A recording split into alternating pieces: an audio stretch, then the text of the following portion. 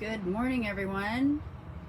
I wanted to go live real quick to respond to a question and share my breathing techniques for the third eye.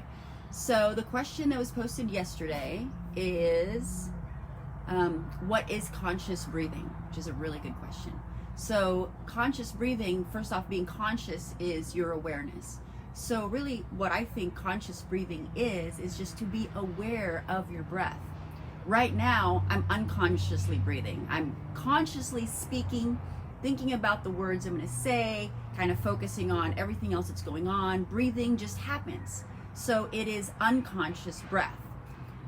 Now, when I take a breath and I think about that breath and I think about what that breath is doing, how it's going to clear my body, what it's going to do as it exits, setting an intention and implanting an intention into that breath, that's what I think conscious breathing is. So we have, well, not maybe we have, some of you may have heard of Dr. Emoto, and he has studied water molecules. And this is water up here. You know, we just don't see it. This air is made of water. So conscious breathing would be to set the intention as you're breathing it in and setting the intention as you're letting it out. So it's kind of programming and coding, structuring the water that's in the air before you put it into your body, which then becomes part of your own water. So you're really, everything is connected. So as you're setting the intention, you're breathing that in. It's kind of like you're talking to your water. It's kind of like you're structuring your water and preparing it so that your body can basically align with the highest vibration that you can set the water to. If you say I love you or thank you, express gratitude to your water before you take a shower, bath, or drink your water, you are literally physically making a change to the structure of the water. You can't see it, but if you freeze the water and you look at it under a microscope like Dr. Emoto did and has written books about, you will see that it makes a difference. And the exact opposite of that, when you say negative things around your water or really around anything, you are also ingesting that negativity. So today is about conscious breathing. So conscious breathing would be to set the intention of the air, because really that's water that you're ingesting. And the topic on this video was actually about activating your third eye using the breath. So for those of you that, well, actually most of us have heard, especially those of us that have taken yoga or really any sort of exercise regimen, we have been taught to breathe in through our nose and out through our mouth. And why is that? I've always kind of wondered. I know why we don't breathe in through our mouth, because it doesn't warm it up. If you breathe through your mouth, you can feel the air is cold. So when you breathe in through your nose, it's coming in, right? Going down your diaphragm. And when you're breathing it out through your mouth, it's going in a different pattern. It's actually not doing a full cycle. So what I do is I breathe in through my nose and I breathe out through my nose as well. So the post was about, or the title says, out through your crown.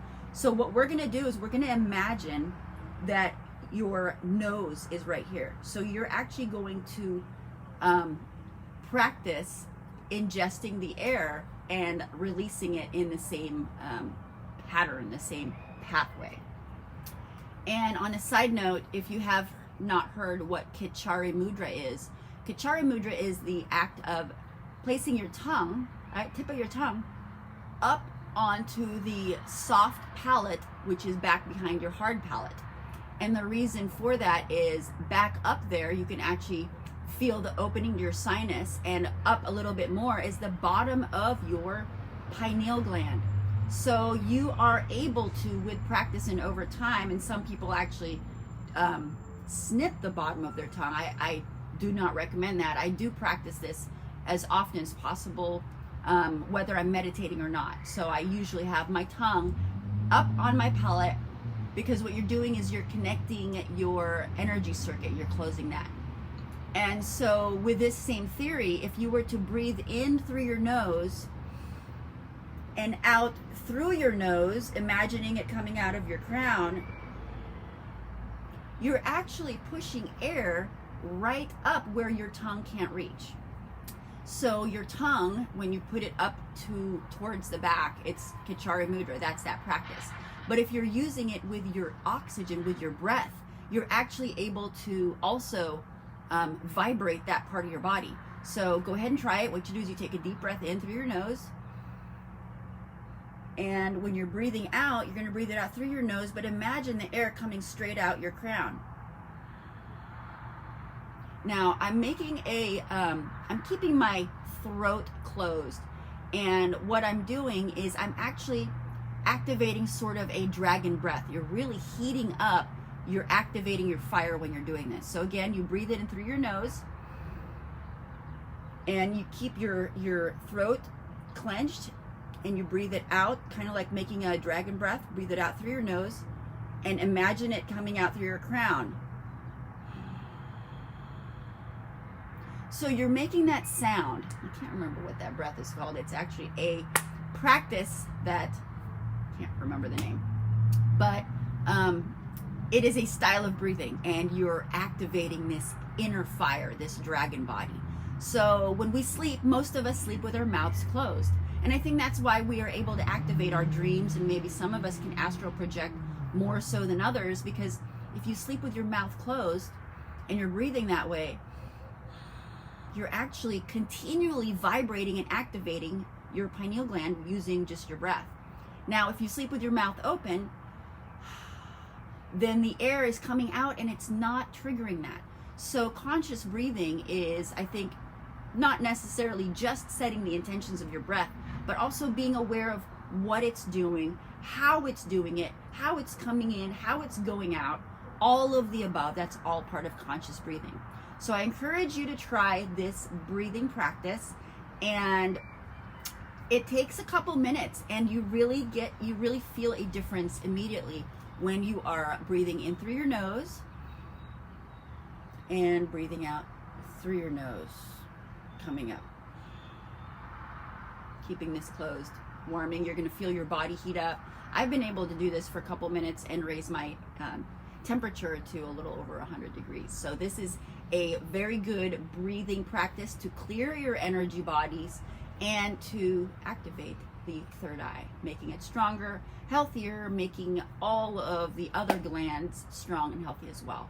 So everything is related, and that is one of the very most important, one of the important parts of your endocrine system, because it triggers the rest of your glands. So again, practice this breathing style, and let me know what you think and what the results are of your practice.